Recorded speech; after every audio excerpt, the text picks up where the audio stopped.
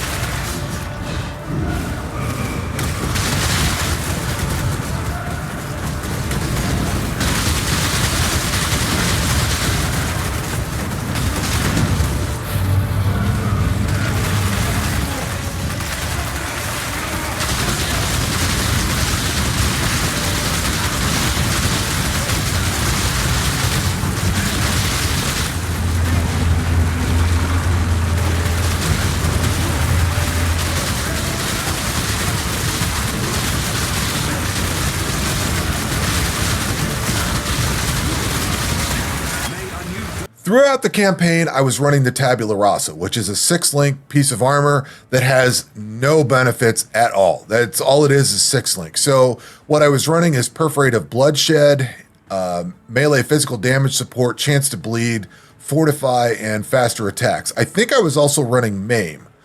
So that was my 6-link setup. Now that I've gotten into the end game, I've switched over to an old piece of armor from my Bone Shatter build, which is this glorious plate here. It's got some cold and chaos res on it, a little bit of evasion and damage recouped his life, and some extra health and stuff like that. A little bit of damage reduction. So this is basically a defensive piece of armor, and that's all it is set up. I'm still using my Carnage Heart amulet. I've switched over to some different rings. This one has some life leech, but it's also got a little bit of life regen, max life, some accuracy, and some int on here that I don't really need. A little bit of fire resistance. This other ring's got cold resistance, life regen, max mana, which I don't need, fire, cold resist, and max life. I crafted that on there. I do have an immortal flesh equipped. I did get a little bit of quality into it. For my gloves, this has got, I qualityed these up. We've got chance to impale with hit as an implicit 4% increased damage per frenzy charge. That's because I ran out of Searing Exarch implicit currency, so I can't do any more. That's kind of where I got with that one. But I've got some accuracy on here, some armor, some evasion, increased rarity of items found, which I don't necessarily care about. Item leech is mana, which I don't really need. And then I got 20 to cold and lightning res on here for my boots. We've got, I've ran out of the Searing Exarch currency, so all I have is I think this is an eater. So this has got bleeding you inflict, deals damage 5% faster. I hit that. I thought, you know what? I'm going to stick with that because I'm working on bleed.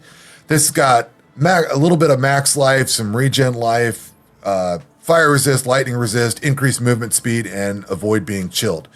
Then for the helmet, we've got 15% increased attack speed for an implicit, which is good. That helps that out. We've got 19% global accuracy, which is good. Fire and lightning resist, reflect 1 physical damage to melee attackers, which I don't care about. Increased light radius, I don't care about, and max life. So Gearing wise, I need to improve this quite a bit for sure, but it is working fairly well at the moment. For axes, I just worked these up last night. I think I've got, I've got 20% quality on everything. For these axes, this one is, now I'm running, this is dual wielding, so this is 137 to 228 physical damage. My other axe is 126 to 210 with a little bit of elemental, which I don't want the elemental, but it's better than the other axe I had. So this one's got 44% increased physical damage, some cold res, some accuracy. And then I made sure to have these have attacks have chance to cause bleeding. So this has got 20% chance to cause bleeding with 29% increased damage with bleeding. And then this one's got 25% chance to cause bleeding with 30% increased damage with bleeding. So my bleed chance is, where does it say chance for bleed? I think it's in here somewhere. I thought it was. I always have a difficult time finding it.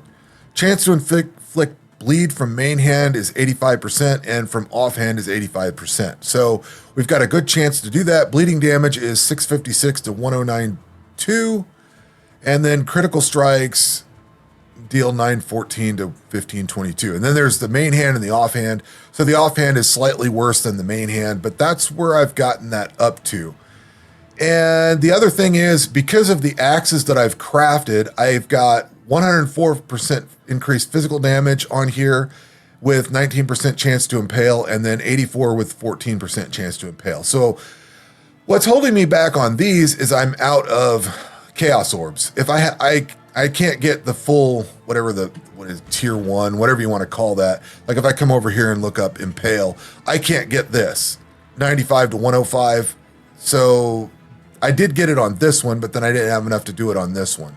So I had to settle with a lesser one. I think I actually had to back it down to this here. I just don't have enough chaos orbs. So I need to get more chaos orbs, and then I can really drive up my damage with this. So I also need to get a 6 link so that I can put this MAME support back in here. And as far as skills go, I went with Seismic Cry. I think there was some kind of an Ancestral Cry or something like that. This is a slam skill. This is not whatever Bone Shatter is. I can't remember what it is off the top of my head, but it's not. This is a slam skill. So the cry that you use has to be one for a slam. So I had to switch over to this. I believe this one covers slams. I don't know where it's at on this thing here. But we're running that on the movement skill. We're running Perforate, which is good. This is only 5,248 damage on the DPS on the tooltip. I am running Ancestral Protector and Ancestral War Chief, which is basically the same as what Karn has on the Bone Shatter build. The cool thing is this is very similar to Bone Shatter. Could take that off. So like I have a cry skill on my movement. I have my right click set for whatever my main skill is, whether it's Bone Shatter or Perforate. And then I'm running Ancestral Protector and Ancestral War Chief. Those two are the same. The Leap Slam is in the same place and the Blood Rage is in the same place. I had to take Berserk off. I'm not actually generating rage. I think that's the rage meter and the little red meter that pops up. I'm not generating that, so I was never using Berserk. So I actually took that off and freed up a slot. I am running War Banner. I was using the Impale one, but this gives me more DPS, so I stuck with this. It's also got more accuracy, and I'm running Vitality. Now, these do reserve some life, and we're also using the Warlock skill that skills cost life instead of mana, and it removes all mana. So everything is reserved into life. So that's how that's stacking up. As far as our other skills, if you were to use, I probably need to do a separate video and just talk about this whole build in general, but with Karn's guide, he actually had cast when damage taken, and somebody brought up something I need to go address on my Bone Shatter build, is cast when damage taken is calling up Molten Shell and Vulnerability. Karn also had another curse on there, and I totally just glossed over it. That's 2 curses, and you have to have something that enables you to use 2 curses. So instead of putting the cast when damage taken with Force gems on my gloves, I moved it over to this axe over here and then freed up some extra spaces. So Ancestral Protector has multiple totem support, and I linked on Chance to Bleed and Maim support. And then for my Ancestral War Chief, I linked on Ruthless, chance to bleed, and maim support. I did try putting multiple totems on here, but you can only have 2 of one kind of totem. You can't have 2 and 2, you can have 2 and 1. So it was a waste of a gem, so I just switched over to Ruthless. Is this the best combination? Is there better things I could do? Probably. I'm developing the build and just trying things at the moment. So then I've got Seismic Cry. I linked up Corrupting Cry onto that. Don't know if it's any good or not, but I'm going to try it out and see how it goes. We've got Vitality and Blood Rage over there. Faster attack support on my Leap Slam, and then War Banner. Now, I think that's an efficient use of the way the gems are set up now. Again, can this be improved? Certainly. Is this the best way to do it? Probably not. I'm learning this build, and I'm just trying to tinker around with it and see where it goes. If I get a 6 link, I do have some options, like we could do maim support, put that back in for some extra DPS. But then I saw in here that this, like critical strike affliction support, also works for perforate of bloodshed, or works for the perforate skill, I guess. So supported skills have plus 70% damage over time multiplier for ailments from critical strikes. Bleeding is an ailment. It is not a chaos damage. I looked it up to make sure that you got to be like a total lawyer reading all this and make sure you understand all this stuff. And I'm probably still getting things wrong, but I presume that because it's an ailment, 70% damage over time multiplier will be really good. So I kind of want to try that out. The Swift Affliction support, this gives you supported skills deal 25% more damage over time, 25% less duration of supported skills and damaging ailments. I want to try that. That works on perforate. And then Impale supported skills, supported attacks have 60% chance to impale enemies on hit, which where's my chance to impale? That's up to 24% and 19%. This actually went up if I used the other War Banner, or not War Banner, but the other banner that I had, that went up. But I could actually bring that up with this one to 60%. So that would bring it up to 84 and 79%. So I don't know. Once I six link something, I'm curious to try these out. This is also armor evasion. This is pure armor because this is, I don't know, this is what I got. It's got some resistances and stuff on here. I got rid of some of the other armor I have. Like maybe this one would be good. It's got elemental resistances, global physical damage, chance spell suppression, but I would lose some armor. In fact, I probably should switch this out. I'll deal with that in a minute. For passive tree stuff, I have came over here to Slaughter, which has got increased physical attack with damage, or damage with axes with some ailment damage and stuff like that. It's got rage on there, which I might not need. Enemies killed by your hits or destroyed. I like that because stuff doesn't explode bodies. We've got Juggernaut. I need to get Inexorable over here, which I probably don't want. But 50% increased armor while stationary. I might be able to back out of those. I don't know. A lot of this is negotiable. I came over here to Soul of Steel like Karn did. We've got Bloodless like Karn had. Call to Arms using War Cries as instant is useful. One of the big ones for me was to take this Bloodletting. So there's not many bleed nodes on the tree, but I took Bloodletting. In this, we get 10% chance to cause bleeding, 15% increased damage with bleeding, 15% chance to cause bleeding, 15% chance to cause bleeding, damage over time for bleeding, another damage over time, and then a 15% damage over time multiplier with 40% increased attack damage against bleeding. I also took the Impaler, so when your hits impale enemies, also impale other enemies near them, inflict 4 additional impales on the enemies you impale, and for 4 seconds after you impale, they cannot be impaled again, and impales cannot be called from them. So I thought that was a nice way to work that up. We've got Hatchet Master, which is extra damage with axes and stuff like that. Hematophagy, whatever. However you say that, increased damage while leeching. I finally picked up Panopticon and this little bit down here for totem support. The big thing for me was to pick up the stuff for dual wielding, which is Blade Barrier and Ambidextry. I don't know that I want to take something in dual wielding mastery. I might. I haven't got there yet. Vitality Void, I think that was in Karn's build. We've also got Entrench over here for spell damage or spell suppression. He did take the chance to suppress spell damage is lucky. I might take that one. And then I came up here to grab Weathered Hunter, which gives more accuracy and a little bit more resistances. As far as my resistances go right now, I am very lacking in lightning. I need to get that sorted out. The rest are not great, but that's where we're at. So it's kind of, I don't know, it's a build that just came out of the campaign, if you want to call it that. So we're just going to run a plain old white map, tier 1. I'll show you how this is going right now. And we're just going to run this real quick. The thing that I really like about this is it seems like the single target, it seems like it's got a nice, seems like it's got a nice AoE to it, but single target is fairly decent. Now, we just hit mapping. I've got pretty crap gear. I think the boss fight, I think the Kitava fight went really well myself, and I think it clears decently, but like I said, I have a lot of room for improvement on this. There's a long way to go. There's an absolute long way to go on this. So, I mean, it's doing well. You can see things dying off fairly quickly. And I can run stuff with, I can put, I mean, we could do some juiced up maps a little bit. It does get a little frustrating. And I'm not putting out totems right now. I'm just running the regular skill. Okay, we're going to run into, so here's where I started running into problems. We're going to run into Harbingers. These really cause me to die. There's just, I don't know if it's too much magic attack. I don't know if I don't have enough spell suppression. I don't know if they're doing lightning damage. Like, I probably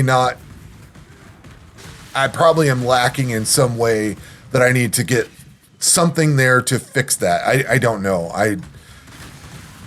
For some reason now I get Harbingers on every map, and I don't think I was doing that with my Bone Shatter build, but now all of a sudden, because I've got this and it's new, I get those Harbingers on nearly every single map. So I kind of been working around those, and if I throw my totems out, damage goes up quite a bit. And this is how Bone Shatter is. You kind of need the totems out for a lot of it. The problem with Bone Shatter is I'm not really seeing a lot of good boss abilities. Like the single target for Bone Shatter is not great.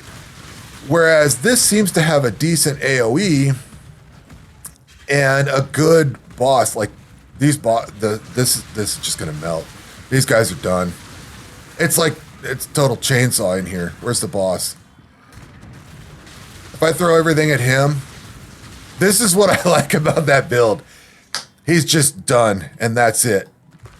It really just mows stuff down fairly well. And that's the potential I see with this build, and that's what I saw with the Kitava fight, and that's why I wanted to show it off, because it went really well, and that's what I've been seeing. This seems like it can mow things down fairly well. I don't know how it scales, and I want to try it, though. So there's Perforative Bloodshed, and Perforative Duality. I actually went through and did my other Ascendancy. So I've got 3 of them done. I need to do the last one, which I think we go into Impact over here. So we've got Brutal Fervor, we've got Bane of Legends, and then Headsman. And the thing about Headsman is it kills enemies that have 20% or lower life when hit by your skills. So you can just delete an enemy once it hits 20% health. That helps you with bossing. You just it's just gone. So I do have Perforative Duality. In doing the Trials of Ascendancy for that, I got this one. So I actually got, as luck would have it, I got both versions of Perforate out of the Ascendancy. Now this one, I only had a 14% quality gem, so it's not full percent quality. But this one's got that blood and sand thing where you got to change stances. What I like about the Perforative Bloodshed, and I think this offers more, this is more geared towards bleeding, I think. 84% more damage with bleeding. Whereas this one doesn't have that bleeding. And that's why I really stuck with this Perforative Bloodshed. This one leans more into bleeding. It gives you more of a chance to cause bleeding and more damage with bleeding. Now we're almost up to level 20 with this thing, so I'm curious to see how this fully stacks up. And I don't have all these skills at level 20 yet either, so, or the gems. Not all my gems are at level 20, so we're not anywhere near full power. I still have quite a 14 levels to go before I'm caught up with where Bone Shatter is at level 95. So we've got a long way to go. Obviously, I don't have that much health. My armor's kind of crap. 7,500 armor and 885 evasion. Physical damage reduction is only at 70%. So there's a lot, you know, I've only got 16% lightning res. There's a long way to go with this, but I see some pretty good potential here. And I really want to try it and give this more of a go. So more to come with this build. I'm not going to shelf Bone Shatter. What I like about it is now that I'm leveled up enough with this, I can use Bone Shatter to get higher tier gear out of the tier 16 maps and then bring that gear back over here and work it up. The other cool thing is one of the problems that I've had trying other builds out, like last league, I did SRS and Tornado Shot and whatever else. I did several different ones. Every time I kept coming back to Righteous Fire, I had to relearn how to do Righteous Fire. Or if I wanted to take a break from Righteous Fire and try one of the other builds, I was always daunted with going back to them because then I had to relearn the whole build. How does it work? How does it play? And the first few maps I would run would be really rough. The cool thing with this is because it's based off of the Bone Shatter build I've got, and because of all my skills, I kind of started leaning to, I started going into the conversation earlier, but I didn't finish off my thought. Because all of this is set up the same way, the key bindings are the same, the gear is basically the same, pretty much everything about this is identical. I'm using dual wield instead of two-handed axe, but the armor I use is pretty much the same. I could actually swap some of this stuff over back and forth, and I can use the cast-offs I have from the other build in this build. So that helps out a tremendous amount overall. And it's not that hard to switch between the two because I'm using the same button combinations. It's just doing a different result. So it's not really jarring to go back and forth between the two. I may have an extra button over here for Berserk that I'm not using, but my cry is, you know, I still have a cry that goes off. I still have the totems that go down. My leap slams in the same spot. My blood rage is in the same spot. So my combat rotation doesn't really change all that much. It's just two different builds. So I'm really looking forward to being able to swap gear between the two, especially if I get a 6-link chest piece. And basically I'm still looking for armor and evasion for both sides of it. I'm not worried about trying pure armor on one side and pure energy shield or something. Like, it's not totally incompatible. So anyway, more to come with this build, more to come with everything. And I like how the two builds synergize together. If this is going to be a good bossing build, that will be fantastic. And if it's got good clear on it, that will be fantastic too. I may play this build next week. I'm going to play either Bone Shatter or this. One of the two, maybe both. Who knows? I really like this, and it's worked out really well, so more to come. Anyway, that will do it for this video. We will catch you on the next one. Take care.